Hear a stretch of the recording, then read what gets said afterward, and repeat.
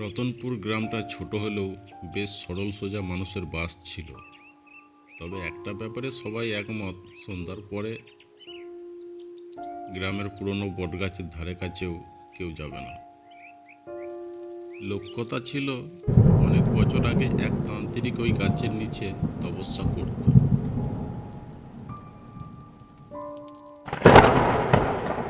একদিন এক ভয়ঙ্কর ঝড়ে সে মারা যায়, আর তারপর থেকেই সেই গাছের নিচে রাত হলে অদ্ভুত সব ঘটনা ঘটতে থাকে।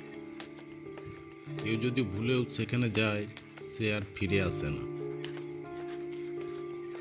শুধু গল্পই নয়, বাস্তবেও কয়েকজন মানুষ রাতে ওই পথ ধরে গিয়ে নিখোঁজ হয়ে গিয়েছিল।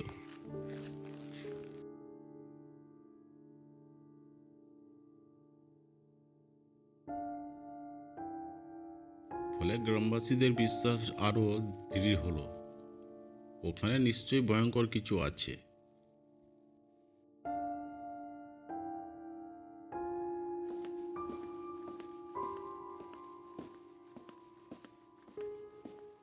রমেশ ছিল গ্রামের এক সাহসী যুবক। ছোটবেলা থেকেই ভূতের গল্প শুনে শুনে সে বড় হয়েছে, কিন্তু কখনোই বিশ্বাস করতো না। একদিন সে বলল, ভূতটুত বলে কিছু হয় না, আমি নিজে গিয়ে দেখে আসব। গ্রামের সবাই তাকে বারণ করলো। বৃদ্ধ দাদু বলল, বাবা, দুষ্টুমি করো না, কতজন গেল, কেউ ফিরে এলো না। কিন্তু রমেশ সিদ্ধান্ত নিয়ে ফেলেছিল। তার মনে কৌতূহল, রাতে গেলে কি হয়। সেদিন রাত গভীর হতেই একটা লাঠি হাতে আর কাঁধে একটা ছোট মশাল নিয়ে সে চুপিসারে বেরিয়ে পড়ল। চারপাশ নিস্তব্ধ, পুরো গ্রাম ঘুমিয়ে আছে। কেবল মাঝে মাঝে কুকুরের ঘেউ ঘেউ আর ঝিঁঝি পোকার ডাক শোনা যায়। গাছটার দিকে এগোতে এগোতে তার শরীরে শীতল স্রোত বয়ে গেল, কিন্তু সে পিছু হটল না। ঠিক তখনই একটা ঠান্ডা বাতাস বয়ে গেল। গাছের ডালপালাগুলো যেন নড়ে চড়ে উঠল, পাতাগুলো কাঁপতে লাগলো এক অদ্ভুতভাবে, যেন কেউ ফিসফিস করে কিছু বলছে। রমেশের বুকের ভেতর টিপ টিপ করতে লাগলো, কিন্তু সে থামল না। এক মুহূর্তের জন্য সবকিছু স্থির হয়ে যায়। তারপর হঠাৎ করেই একটা বিকট চিৎকার।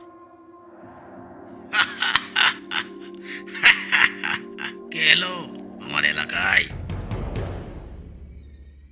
রমেশ দেখলো গাছের ডাল থেকে কালো ধোঁয়ার মতো কিছু একটা নেমে আসছে। ধীরে ধীরে একটা বিকট চেহারা ছায়ামূর্তি ফুটে উঠল।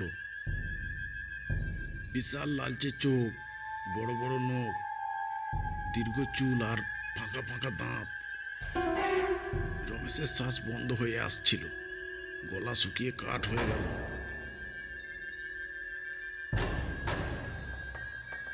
কিন্তু সে ভয় না পেয়ে মনোযোগ দিয়ে ভূতটার দিকে তাকালো। ভূতটা কিছুক্ষণ স্থির হয়ে দাঁড়িয়ে রইল, তারপর গম্ভীর গলায় বলল, তুই এখানে কেন এসেছিস? তুই কি জানিস এই গাছ অভিশপ্ত?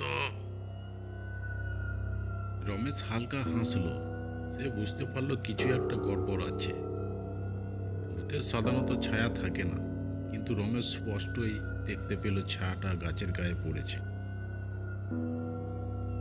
সে এক ধাপ এগিয়ে গিয়ে চিৎকার করে বলল, তোর খেলা শেষ, সত্যি বেরিয়ে আসুক। এক মুহূর্তের জন্য ভূত হতবাক, তারপর বাতাসে একটা ভয়ঙ্কর চিৎকার ভেসে এলো, না, এটা সম্ভব নয়। ধোঁয়ার মেঘ মিলে যেতে লাগলো, আর রমেশ যা দেখলো তা দেখে সে বিস্মিত হয়ে গেল। গাছের নিচে দাঁড়িয়ে আছে কয়েকজন মুখোশ পরা লোক। এরা ছিল গ্রামের পাশের এক ডাকাত দল। তারা ভূতের গুজব ছড়িয়ে দিয়েছিল, যাতে রাতে কেউ এদিকে না আসে, আর যারা ভুল করে চলে আসতো তাদের ধরে নিয়ে গিয়ে লুটত, রাজ করত। রমেশ সাথে সাথে মশাল উঁচিয়ে চিৎকার করলো, ডাকাত, সবাই উঠে এসো! ডাকাত, ডাকাত, সবাই উঠে এসো!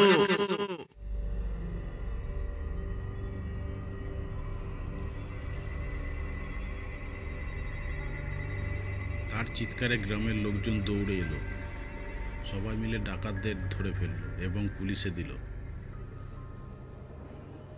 পরদিন সকালে গ্রামের মানুষ রমেশকে ঘিরে ধরল। সবাই অবাক। এতদিন ভূতের নামে যে ভয় পেয়ে এসেছে সেটা যে শুধু একটা গুজব। বৃদ্ধ দাদু এসে রমেশের মাথায় হাত রাখলেন। তুই আমাদের ভয়কে দূর করেছিস বাবা, তুই আমাদের গ্রামের গর্ব। সেদিন থেকে কেউ আর ওই বটগাছকে ভয় পেত না। সন্ধ্যার পরও মানুষ স্বাভাবিকভাবে চলাফেরা করত। আর রমেশ, সে শুধু হাসলো, কারণ সে জানতো ভয় যত বড়ই হোক, সাহস আর বুদ্ধির কাছে তার কোনো শক্তি নেই।